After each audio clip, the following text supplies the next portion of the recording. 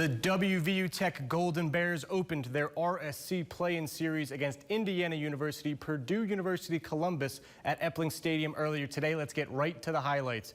We start in the bottom of the first, the Golden Bears with a chance to score.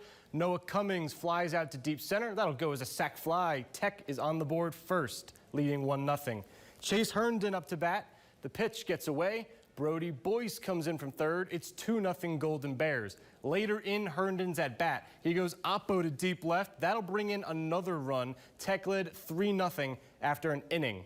The Crimson Pride battles back. It's already 3-1 in the second, and Brevin Barker slaps the pitch into shallow left center. It'll drop, and that makes it 3-2. The Crimson Pride playing some small ball. Wyatt Sutton steals second, and Brady heads for home. The steal play works, and that ties it up at 3 after 2 innings. We go to the third. Tech takes the lead back. Herndon smacks one deep to right. It'll bounce off the wall for an RBI triple. The next batter is Logan Spurlock, and he hits one to short.